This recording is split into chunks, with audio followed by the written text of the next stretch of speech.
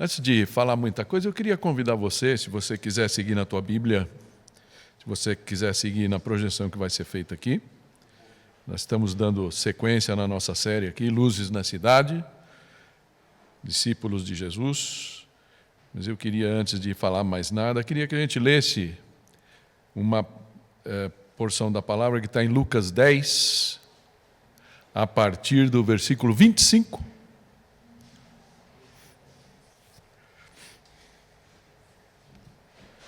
Nós vamos ler a primeira parte desse momento, né, que o Senhor preparou para nós. Amém?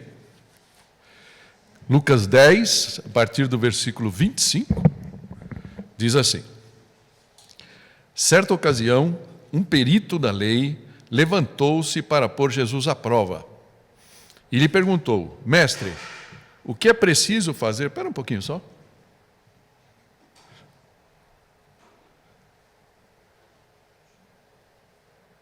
Não está indo... O que temos aqui um... Eu pensei que estava... Obrigado. Foi um bom recurso aí, obrigado. Viu? Eu vou mostrar do meu computador. Aquilo lá elas estavam colocando lá por não estar projetando o meu. E eu nem me dei conta, né?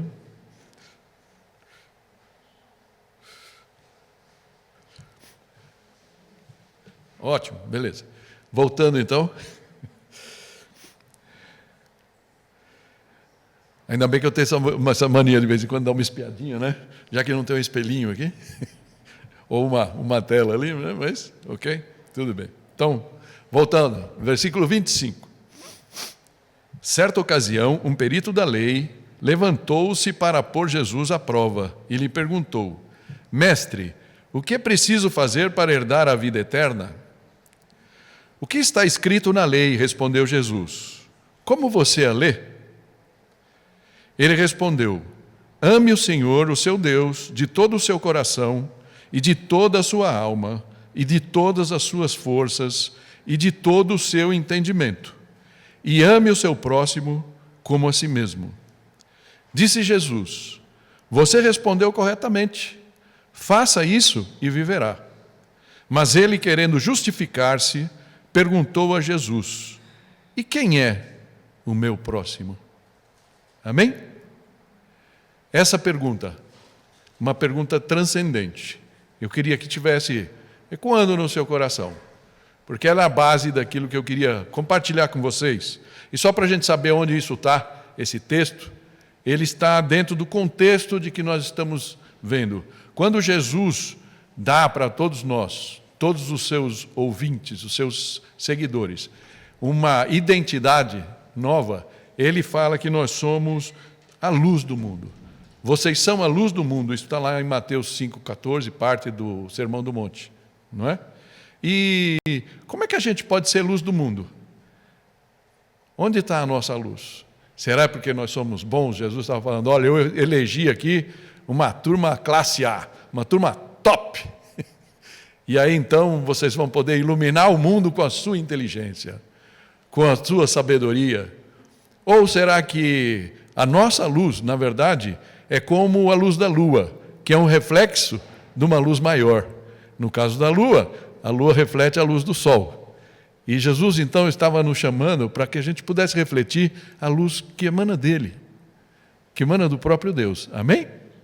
Esse é o pano de fundo. E a gente tem visto aí ao longo das últimas semanas, se você está nos visitando, só para você saber, aí, digamos assim, o marco disso que a gente está vendo hoje, a gente vem seguindo alguns pilares de atitudes, de coisas que devem fluir de todo discípulo de Jesus.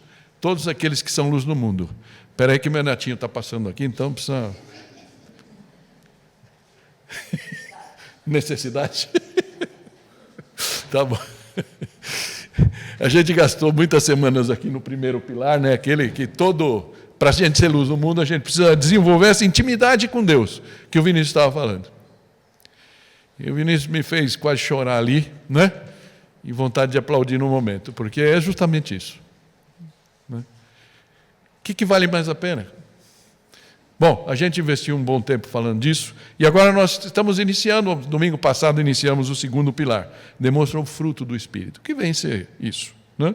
Se você lembrar desse quadro que a gente mostrou semana passada, né, ali embaixo é uma coisa interessante, porque o fruto do Espírito, você podia pensar os frutos do Espírito, mas não. É uma característica, são aspectos, são virtudes que brotam como um fruto daquele que segue a Jesus, que deve fluir do seu coração, fluir das suas atitudes, automaticamente ao longo do tempo que a gente vai se santificando. A partir do momento que a gente aceita Jesus como nosso Salvador e Senhor. Amém?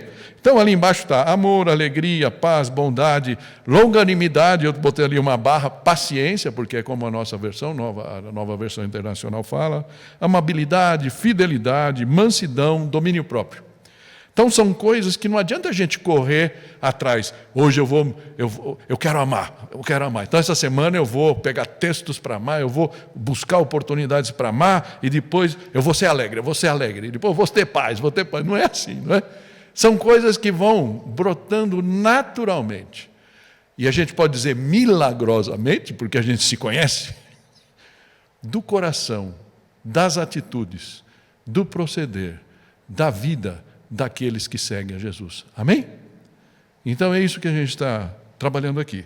Então nessa segunda mensagem do fruto do Espírito, eu queria trazer um texto, esse texto que a gente começou a ler, e depois vai ter a interação de Jesus, o ensinamento de Jesus a partir daquela posição daquele escriba, né? Daquele esperto da lei, chamando assim, amor e bondade na prática. E eu queria fazer uma oração, mais uma, né? Para que o Senhor possa nos acompanhar. E abrir sua mente, seu coração, esquecer que é o pastor Carlos aqui, mas que é o Espírito Santo que está aqui, querendo ensinar vocês algumas coisas, através de coisas que você já conhece. Não é uma mensagem, não é um texto muito desconhecido, né? Mas o que o Senhor tem para nós nessa manhã? Senhor Deus, nos rendemos a Ti. Fala ao nosso coração, através das palavras de Jesus. Nos ensina, através dessa parábola, Senhor, o que a gente ainda precisa mudar. A cada domingo, a cada dia, na verdade, o Senhor nos provoca no bom sentido, para que a gente dê um passo, para que a gente possa se aproximar do exemplo de Jesus, o homem perfeito, o homem ideal, aquele que veio para nos mostrar o que é possível. E sim, é possível. E todos nós que estamos nessa caminhada, nos ensina hoje um pouquinho mais de como ser mais parecidos com Jesus, como agir como Ele agiu, e Ele gostaria que nós também agíssemos. Em nome de Jesus, nós oramos. Amém. Amém? Eu queria nessa jornada aqui e eu sempre mostro aqui um pouco para você se localizar aí ao longo da nossa reflexão, né? Dividindo dessa forma, amor e bondade na prática. Então, o caminho das obras, revisitado, que é a pergunta que aquele homem faz, uma questão transcendente que ele mesmo levanta, como é que Jesus interage com isso, o que essa coisa mostra para a gente. Amor e bondade segundo Jesus, que Jesus ensina sobre amor e bondade, e algumas aplicações práticas para nós. Amém? Então, essa é a nossa jornada aqui. Caminho das obras, revisitado, é o texto que a gente leu, quando aquele perito da lei, e aqui entre perito da lei, você vai achar, não me lembro agora como é que está nas Bíblias Almeida, mas é alguma coisa assim, é um entendido da lei, um estudioso da lei, chamava dos escribas, eram homens que viviam como se fosse hoje, não sei, despachante não, né? Despachante acho que é muito pouco, mas, sei lá, um intérprete da lei, um advogado que está ali sempre. Então, ele, vamos falar assim, que a profissão dele era ler. Não sei se você sabe disso, para nós pode ser um negócio tão jocoso hoje, que, como a gente falou domingo passado, fizeram uma entrevista na rua perguntando para as pessoas, o que você é? Sou cristão. Bacana. Fala para mim um versículo da Bíblia, e pelo menos daquele recorte que apareceu lá naquela nota, ninguém sabia um versículo de cor. Um negócio meio absurdo, né? Se a gente parar para pensar. Somos cristãos, seguimos Jesus, mas a gente não tem de cor uma palavra de Jesus, estranho, né? Então, mas todo menino judeu, até os 12 anos, ele decorava os 5 primeiros livros da Bíblia, inteiro. Esse era o trabalho deles, essa era a escola deles, o Pentateuco que chama, né? Os 5 primeiros livros da Bíblia. E um perito da lei era aquele que não só sabia de cor, mas sabia profundamente fazer todas as ligações entre uma coisa e outra para ensinar, para perguntar se alguém tivesse alguma dúvida. E é um homem desse que aborda Jesus. É um cara desse, um perito da lei. Levantou-se para pôr Jesus à prova, o texto nos fala, né? E ele perguntou. Então, eu gosto de pensar nisso assim, né? Embora Lucas queria, talvez aquele homem ali, queria medir a sabedoria e o conhecimento de Jesus, e de repente colocar aquele novo profeta que estava surgindo, né? Ascendente, aquele jovem ali, que estava todo mundo falando dele, e de repente queria ver realmente qual era quanta carne ele tinha para pôr na churrasqueira, né? Nas nossas palavras, e de uma certa forma gerar algum constrangimento, colocar realmente a sabedoria e o conhecimento de Jesus à prova. Mas no fundo do coração, como um homem religioso, ele certamente, talvez ele sentisse alguma falta de segurança do que realmente ele precisava para adquirir o passaporte celestial. Para que ele pudesse ter paz no coração de que ele estava fazendo o suficiente, que não precisava mais nada. E talvez mesmo seguindo toda a lei, fazendo os rituais que os fariseus, os saduceus, que a gente lê na Bíblia, faziam, talvez no fundo, no final do dia, né, como a gente costuma dizer, quando ele fechava a porta do seu quarto, quando ele deitava na cama, ele falava, será que é suficiente? E aí o texto segue dizendo que ele perguntou, qual foi a pergunta dele para Jesus? A primeira pergunta, né? O que preciso fazer para herdar a vida eterna? E eu estou aqui grifando mais uma vez, o fazer. Não faz muito tempo que a gente viu aquele texto do jovem rico. E a pergunta do jovem rico para Jesus foi a mesma. O que eu preciso fazer? Que obras? Que obras eu preciso fazer para que eu seja reconhecido como digno do céu? Não é? Então, hoje, através do Evangelho, nós sabemos que nossa salvação, ou seja, o nosso direito de ir para o céu, o nosso direito de receber o passaporte para Cristo, né, para entrar, não depende do que nós mesmos façamos, mas sim daquilo que Jesus fez por nós na cruz. Por isso que o próprio Jesus fala lá em João 3,16, né, que todo aquele que nele crê, que declara que Jesus, portanto, é o Senhor e Salvador da sua vida, não será condenado, mas tem a vida eterna. Isso está lá em João 3,16, certo? Porque Deus amou o mundo de tal maneira que deu seu Filho unigênito para todo aquele que nele crê, não pereça, mas tenha a vida eterna. Então, qual é toda a nossa necessidade de ação? É abrir, entender o que o Evangelho fala, entender a missão de Jesus, o que Ele fez por nós, e falar, Jesus, eu aceito o Senhor como meu Senhor e Salvador. Amém? Tão simples quanto isso. Tão profundo quanto isso. Esse é o Evangelho. Então, nós sabemos disso hoje, mas aquele homem ainda não sabia, talvez, não tivesse entendido, né? Então, uma nota de rodapé aqui que a gente poderia falar, né? A vida eterna, em tese, todos nós teremos. O que vai mudar, o que está em jogo aqui, é onde nós passaremos a eternidade, ou com quem nós passaremos, amém? Se nós vamos passar a eternidade com Deus, ou se nós vamos passar a eternidade sem Deus. E estar sem Deus, a eternidade sem Deus, é o que a Bíblia chama de inferno. A gente não sabe dizer como é o inferno, né? Tem várias imagens, como aquele lugar de fogo e tudo mais, mas a verdade é que é essa desesperação eterna. Ou seja, perdi a porta do céu, perdi a oportunidade, e vou passar o resto da eternidade sem Deus. Hoje, mesmo que a gente chegue e fale, eu sou ateu, graças a Deus, né? Certo? Mas existem pessoas hoje que falam, eu sou ateu, eu não creio em Deus.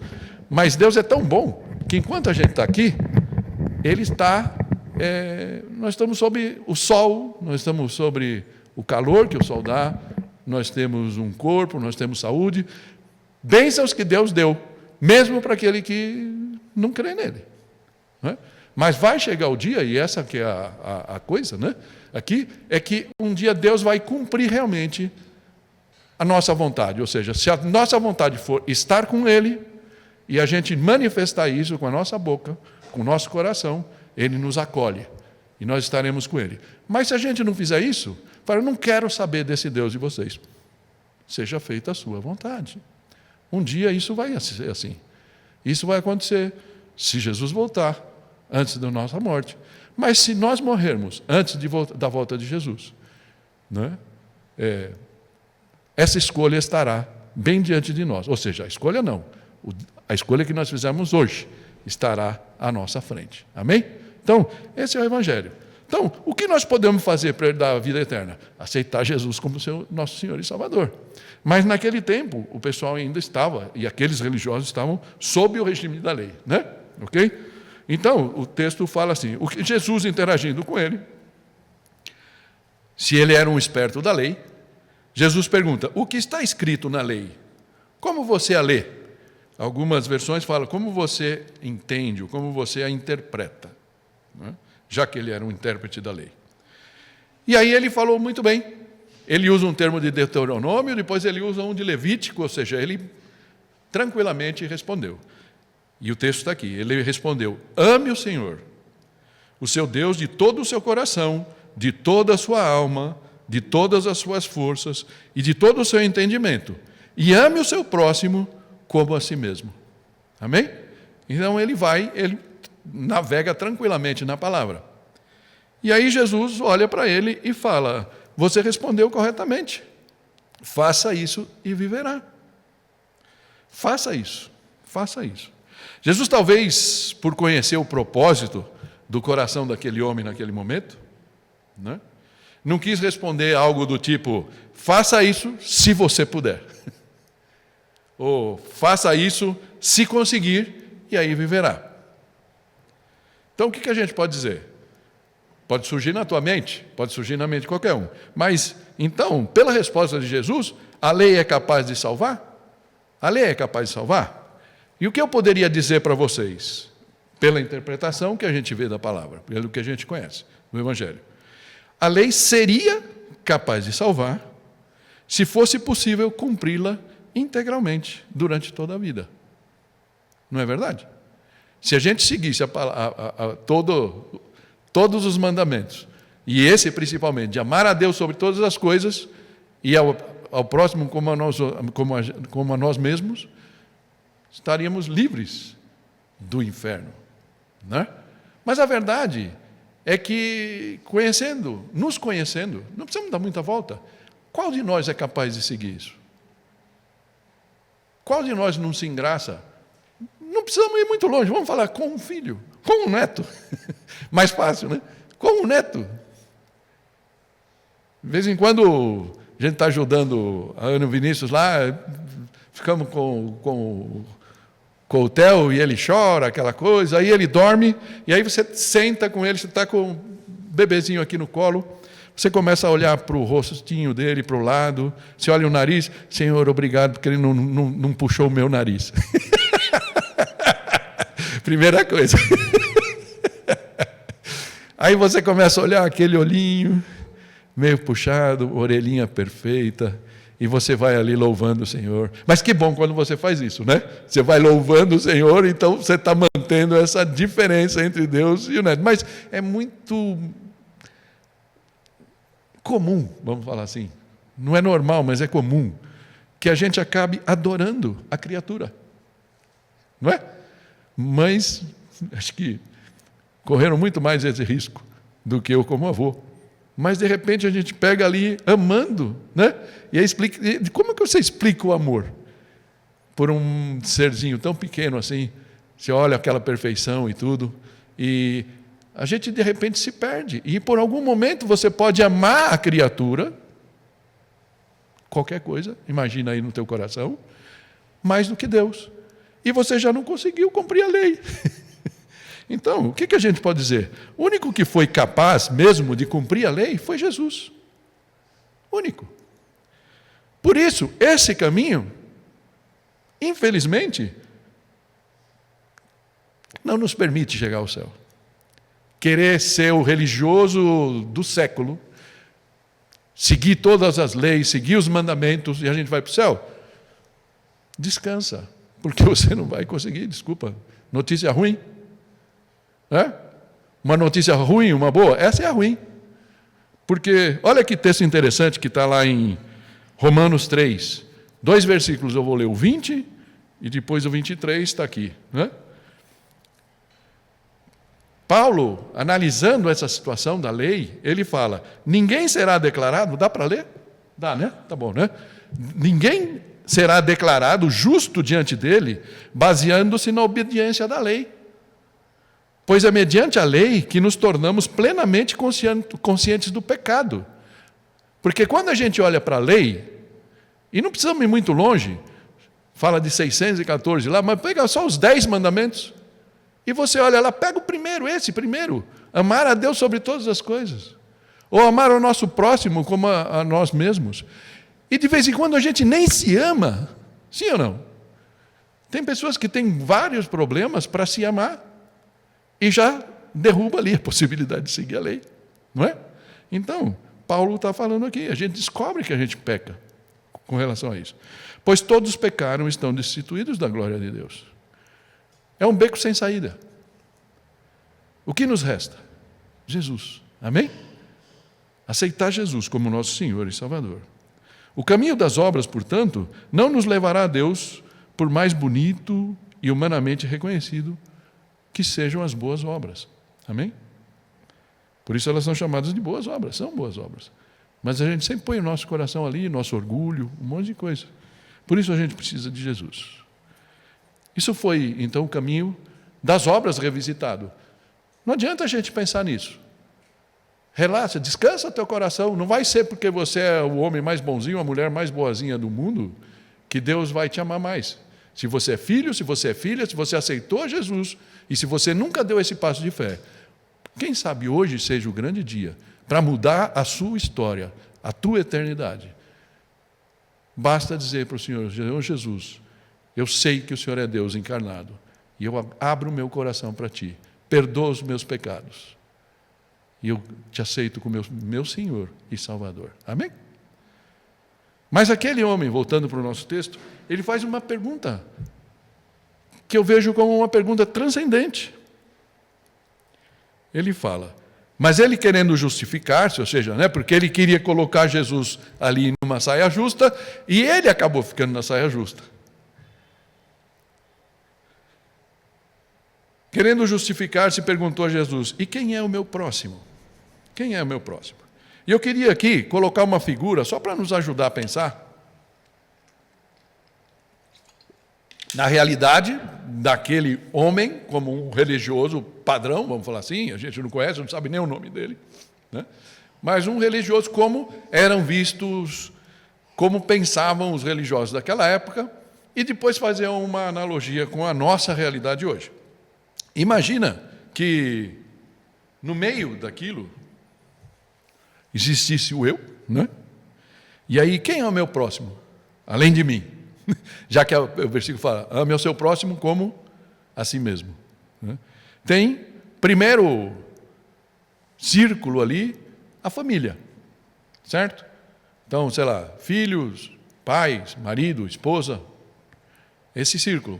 Quer colocar irmãos, tal, esse núcleo mais próximo, que a gente pode falar, é meu próximo, É meu próximo, eu preciso cuidar deles. Eu estou com a minha atenção neles também, ok? Depois, um próximo ciclo seria os demais parentes, aí a família ampliada. Eu tenho minha prima, que a gente está dando um apoio, por exemplo, que ela é deficiente visual, a gente tem sempre orado por ela, tal. Ela está nesse segundo ciclo, Nesse segundo círculo, um pouco mais afastada, mas também é digna da nossa atenção, do nosso cuidado, do nosso favor, esse tipo de coisa, Mas depois tem os meus amigos, os parça, certo? Os parça. Aquele que eu falo que é irmão, aquele que não é irmão de sangue, mas é meu irmão, Então, vou ajudar, vou fazer essas... Está ali também, então, ainda tenho atenção para eles, se eles precisarem de alguma coisa, pode contar, Pode contar que eu estou aqui. E além daquilo, Tem um outro círculo, mais diluído, que está lhe chamando de meus iguais. Aquelas pessoas, por exemplo, se eu sou crente, se eu sou cristão, eu sou da igreja da vila, os meus irmãos de fé, meus colegas lá da igreja, né? Os meus colegas do trabalho, pessoas que pensam como eu, se a gente pensasse em partido político, os caras que têm a mesma posição política que eu, essas coisas aí a gente ainda tem uma atenção. Mas quem está fora disso? Então, por exemplo, os religiosos judeus, eles não queriam saber daqueles que eles falavam que eram os publicanos e os pecadores, né? Eles não consideravam próximos, estavam fora do raio de ação deles. Nem evangelizavam, né? Eles nem queriam saber, ou seja, eles não cumprem a lei, então não quero nem saber deles. É um pouco o que está aqui no fundo. Essa era a posição deles, tá? Como perito da lei. Então, essas linhas estavam muito bem estabelecidas. Tá? Mas a pergunta, então, que a gente tem que fazer, né?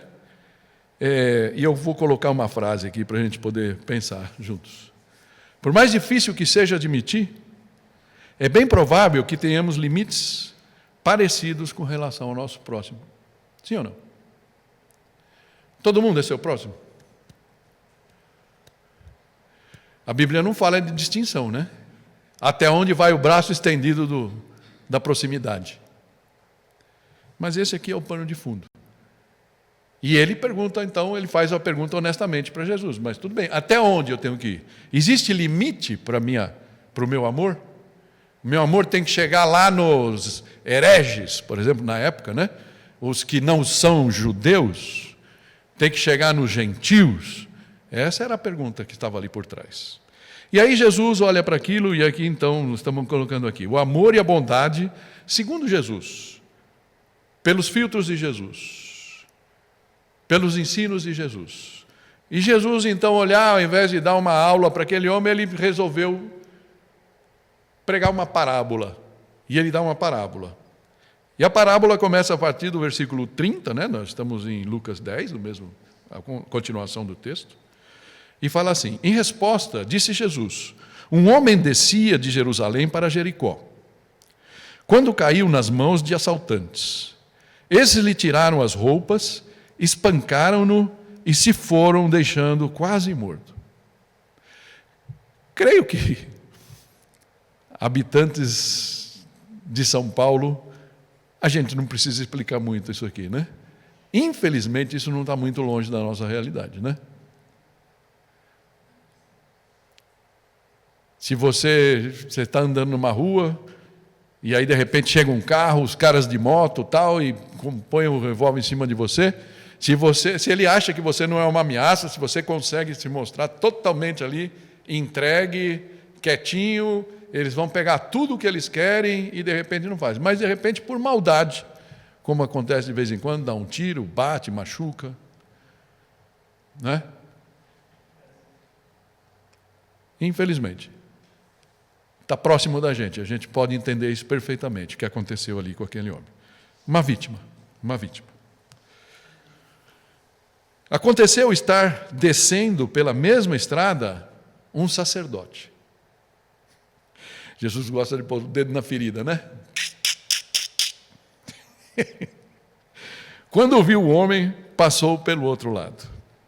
O sacerdote aqui, certamente colocou ali na frente daquele socorro da vítima a sua questão ritual, porque um sacerdote tinha uma questão de purificação, que se ele tocasse num morto, por exemplo, aí ele tinha que se purificar, tinha todo um ritual e ele não ia poder ministrar como sacerdote naquele momento. E talvez isso tenha valido, né, nessa história aqui, porque isso não é um caso real, é uma parábola, né, que Jesus está contando. Mas certamente Jesus está trazendo isso aqui para mostrar o quê? A sua pureza cerimonial ganhou a batalha ética. E a vítima foi deixada ali da mesma forma como estava. Ele não deixou, ele não ajudou, certo? Não só deixou de ajudar, como passou ao largo, passou do outro lado da rua. Isso me fez lembrar, e eu lembro que já contei isso para vocês um dia, perdoam aí, porque as minhas histórias vão ficando velhas, né? Um dia que a gente estava vindo para cá, eu moro na Raposo, a maioria de vocês sabem, conhece minha casa, e na Raposo quase todo dia tem acidente, sim ou não? Toda hora a gente passa e tem um acidente.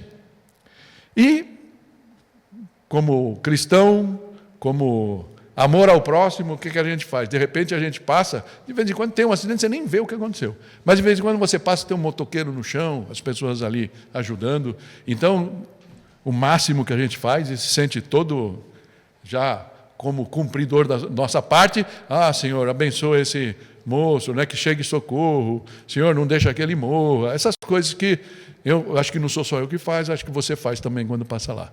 Mas um dia a gente estava com meu filho no carro, não lembro para onde a gente estava indo, e meu filho é médico, né?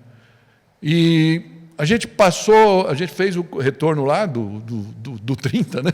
E aí quando a gente começou a voltar, tinha uma muvuca ali, a gente passou, ele viu o moço no chão, não tinha chegado socorro, tinha já algumas pessoas em volta, mas não tinha SAMU, não tinha nada ali em volta, né?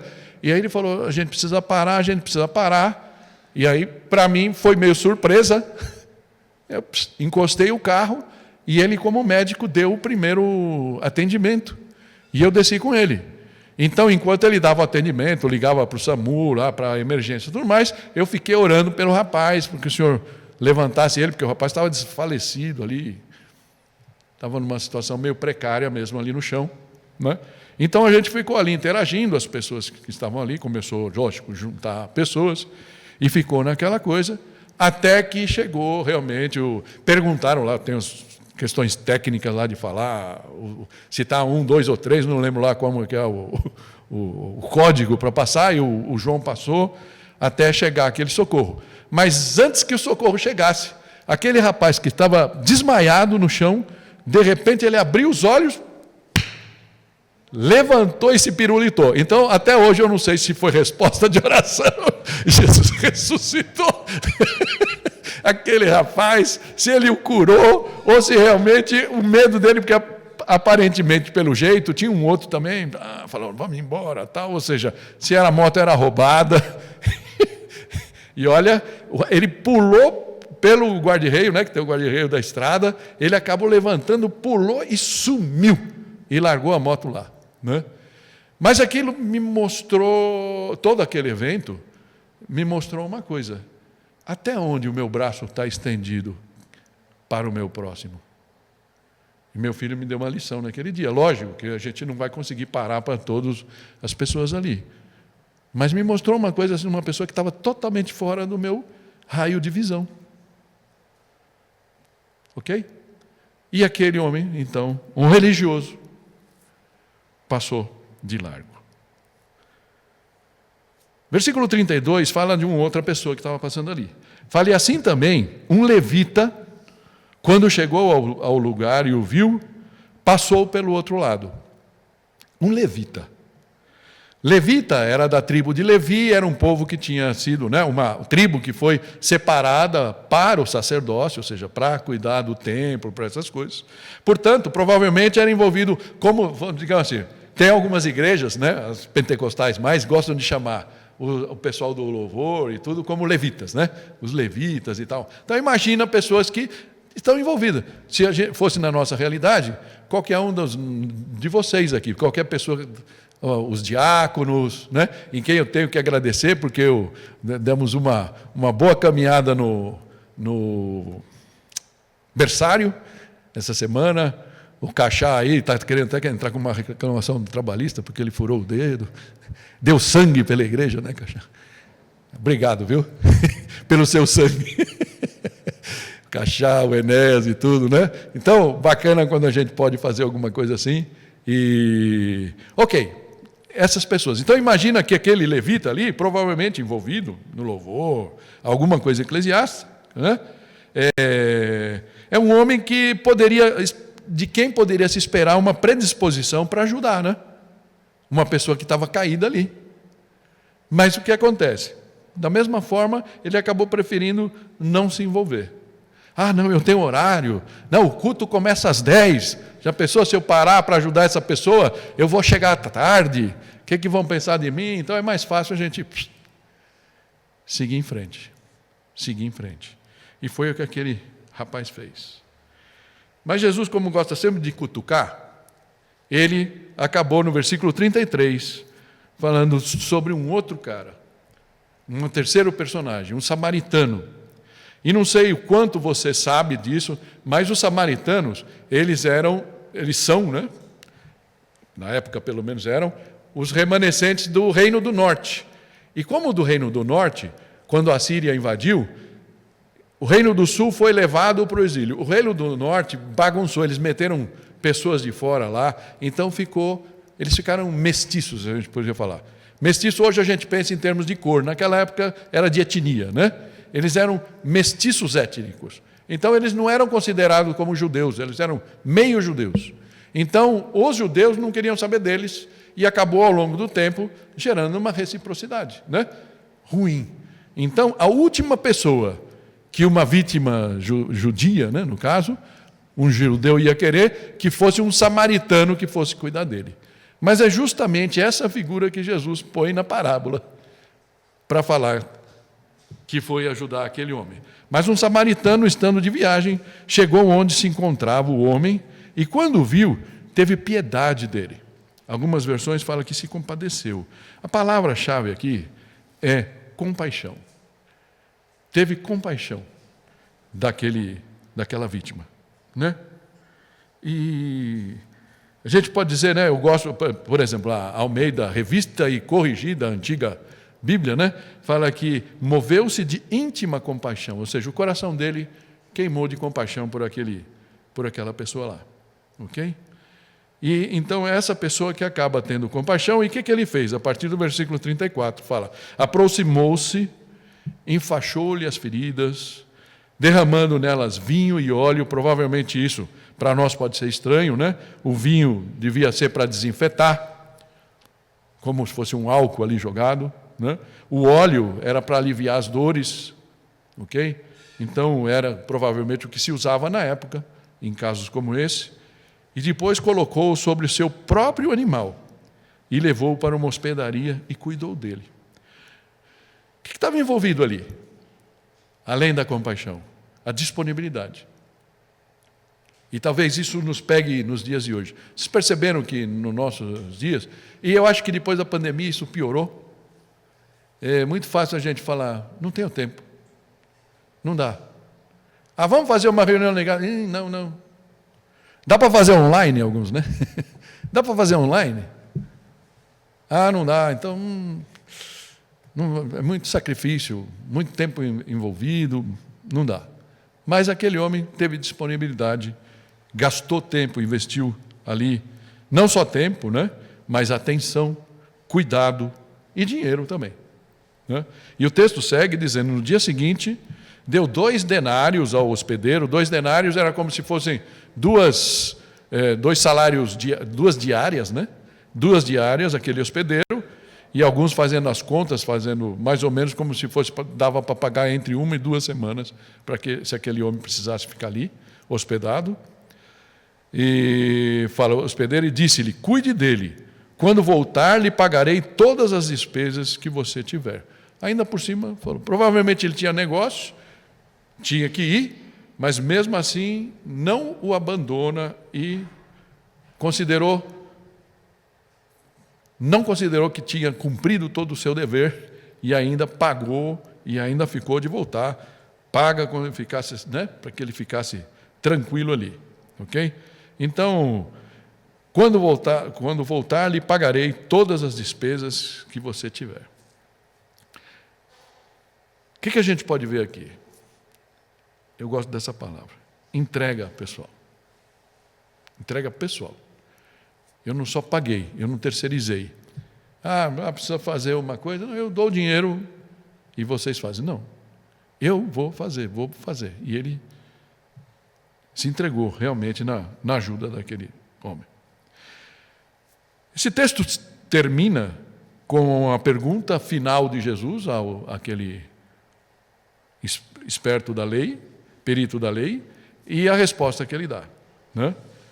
Qual desses 3 você acha que foi o próximo do homem? que caiu nas mãos dos assaltantes. É interessante aqui que Jesus inverte um pouco, não sei se dá para perceber, né? É como, digamos, para aquele samaritano, o braço dele estava estendido até um judeu. Aquele judeu era o próximo dele. Mas Jesus aqui está fazendo a pergunta inversa, né? Quem foi o próximo daquele judeu que foi vitimado pelos assaltantes? Talvez na cabeça daquele judeu, se ele estivesse pensando, ele iria falar, um sacerdote, um homem de Deus, um levita, um cara também consagrado. Não, foi um mestiço. Foi uma pessoa tida como menor, né? Na cabeça de um judeu. E é justamente o que Jesus usa ali. Qual então foi o seu próximo? E aí a resposta daquele homem foi, aquele que teve misericórdia dele. Não citou o samaritano, né? Mas dá para entender, certo? Aquele que teve misericórdia dele.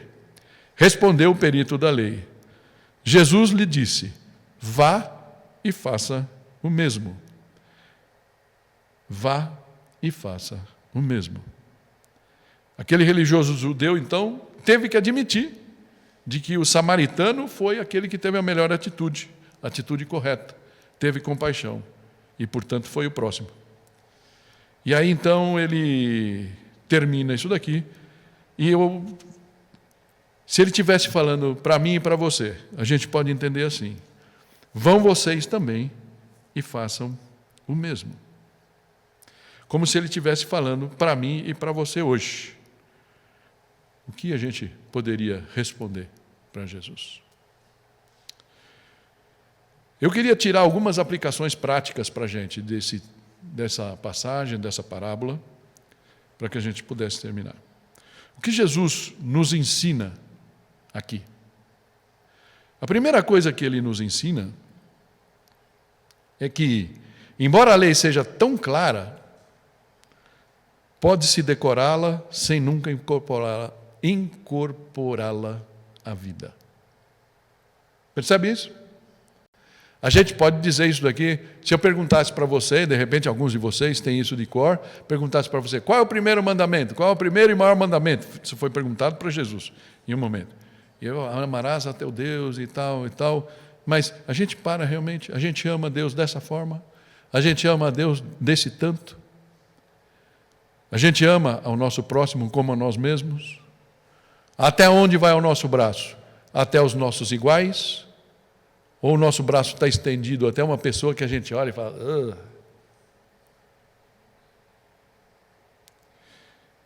Pensando nos personagens que reagiram ali com a vítima da parábola, qual deles expressa melhor o tipo de atitude que você tem hoje, frente às situações de ajuda ao próximo? Para você refletir. Não é? Segunda aplicação que eu vejo aqui e queria compartilhar com vocês, que Jesus nos ensina também. Ame o seu próximo como a si mesmo, é o que diz o segundo mandamento mais importante, segundo Jesus. É uma ordem que deve começar em nós e se estender para além do nosso círculo de conforto. Entende isso? Como é que eu posso, primeiramente, como é que eu posso amar o próximo se eu não me amo? Será que isso pode acontecer com você? E no nosso dia nos nossos dias que a gente acaba se comparando com muitas pessoas no Instagram, no Facebook, onde seja, a gente vê uma mulher magra e de repente eu não sou tão magra, né? E aí eu me odeio porque eu não sou tão magra, por exemplo. Pode ser um exemplo bobo, não é? Mas muitas coisas. Você vê pessoas... Eu vejo, então, no Instagram, todo mundo posta o quê? Quando viaja, né? Ninguém posta lá quando está fazendo compra no supermercado, né? A menos que tenha algum interesse nisso, certo? Vai vender alguma coisa, algum produto, tudo bem. Mas, do contrário, você só põe quando está na glória. Aquela foto bonita, né? Pose, né? Para selfie, tudo. E aí você se morde, porque eu estou aqui. Ah, fulana está lá no Guarujá e eu estou aqui. Eu estou aqui. Nunca viajo. E isso vai nos consumindo. Não é?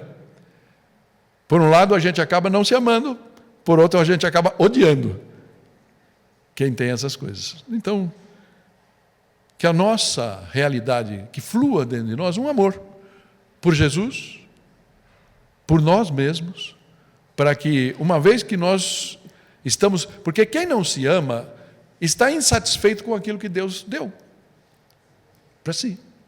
Mas quando eu estou agradecido por aquilo que eu tenho, por aquilo que Deus me deu, pelo nariz que Deus me deu, por exemplo... Já tive muito momento na minha vida, eu estou usando, você que está me vendo, não estou aqui, né, só para brincar aqui um pouquinho. Hoje eu brinco, mas quando eu tinha uns 12 anos era um problema. A primeira vez que eu cheguei, na época, o ginásio, e um cara chegou, ô Najib. Por algum tempo, por alguns anos, aquilo foi um drama para mim. Até que Deus me deu a graça de entender, fala, cara, você é você com o seu nariz até simpático em alguns momentos. E aí eu passei a fazer brincadeiras com o meu nariz, né? E hoje, graças a Deus, eu tenho essa liberdade. Mas algumas pessoas não têm, né? Algumas pessoas têm vários problemas com os seus defeitos físicos ou coisas assim, né? Então, que a gente possa aprender a dar graças a Deus pelo que a gente tem. E assim a gente vai estar pronto para amar o próximo. Amém? Terceiro ponto aqui.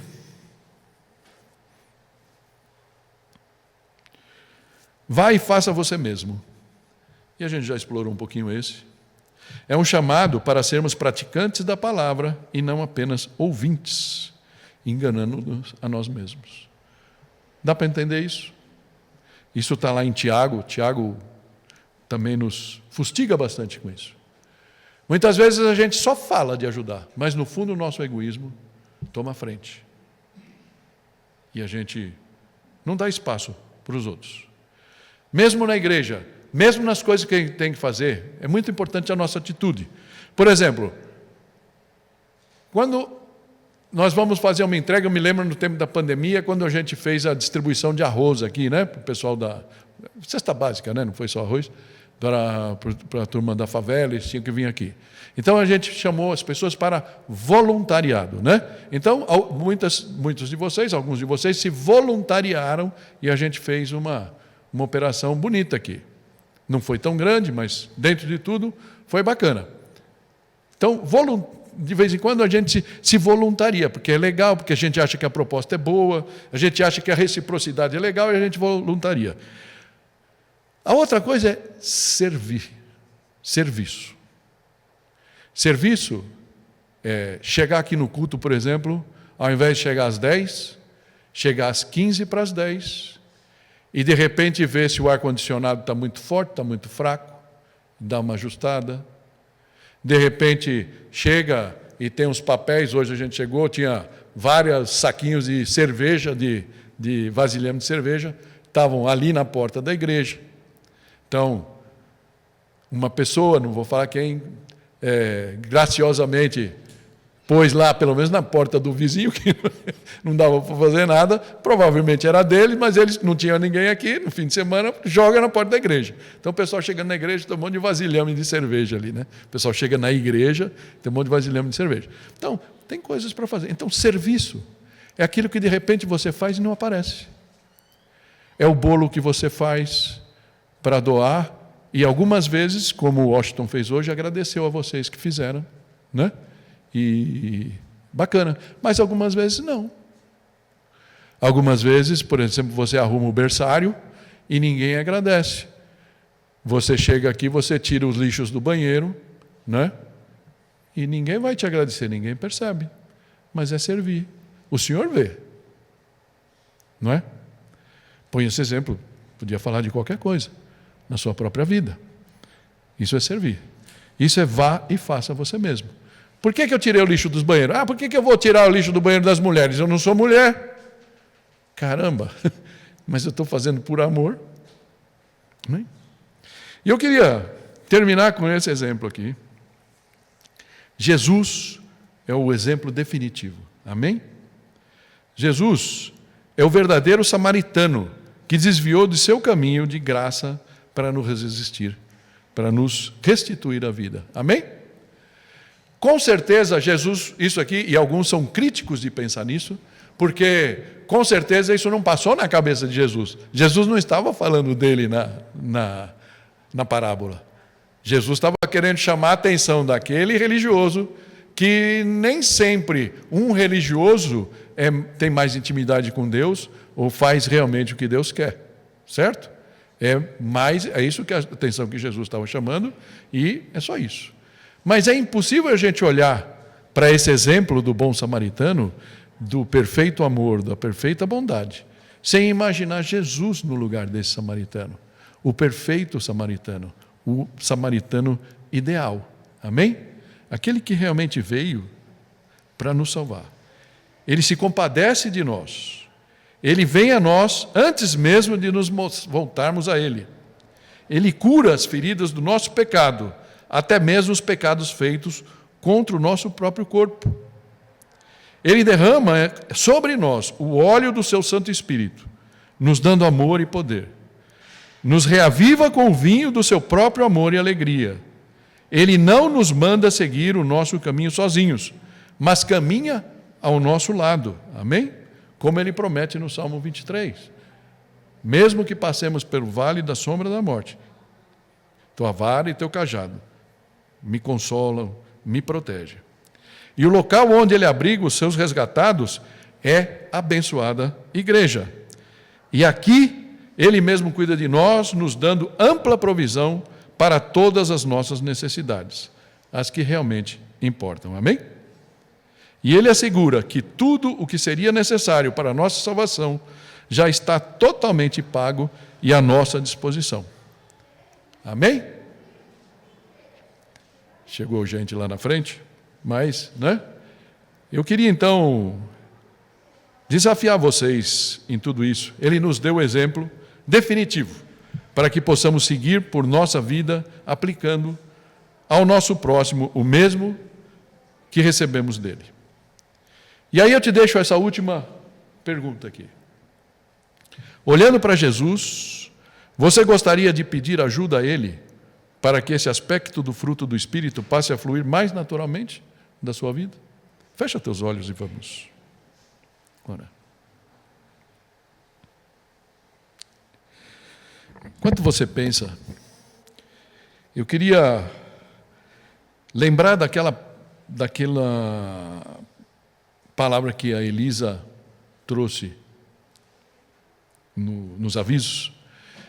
E ela falou que as disciplinas espirituais, elas são muito importantes, Oração, comunhão, vinda à igreja, leitura da Bíblia, os dízimos, a devoção, o interesse pelas coisas espirituais, jejum, gratidão, evangelismo ou discipulado, são coisas que fazem com que o nosso coração se aproxime mais do Espírito do que da nossa própria carne. E assim a gente pode, de repente, se surpreender do amor, paz, alegria, longanimidade, benignidade, domínio próprio, começar a fluir de nós, sem que tenhamos que nos esforçar tanto por eles. Pai Santo, eu quero pedir que o Senhor possa olhar para cada coração aqui, para cada mente. O Senhor que nos conhece profundamente, sabe quão distantes ou quão próximos nós estamos de poder ver esse fruto do Espírito fluindo do nosso coração, das nossas atitudes. Mas, sobretudo, sobre esse texto que nós aprendemos hoje aqui, Pai, nós meditamos hoje. Nos ensina a amar o nosso próximo. Que o nosso olhar para o nosso próximo seja um olhar bondoso, um olhar compassivo, o olhar de quem está plenamente resolvido. Que nenhum de nós possa se identificar, ao invés de ter se identificado com aqueles religiosos ou com aquele samaritano, de repente se identifica com a vítima. Porque a vida é difícil, porque a vida tem te machucado.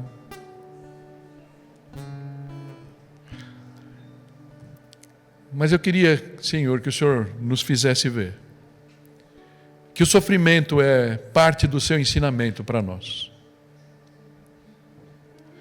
Portanto, nos ensina, Pai, a cada dia, ainda que soframos, ainda que passemos momentos muito difíceis, que a gente possa descansar no Senhor e nos apegarmos a essa promessa que Tu estarias conosco, Senhor Jesus, mesmo nos momentos mais difíceis, mesmo pelos caminhos mais sombrios. Que o Teu fruto, Senhor, possa brotar do nosso coração, a partir do momento que aprendamos a nos satisfazer em Ti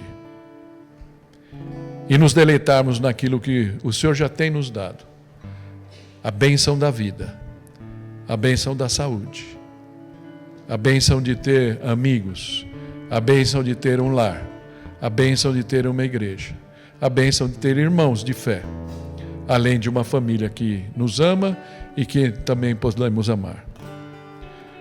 Tudo isso nós te entregamos nesse momento, em nome de Jesus. Amém.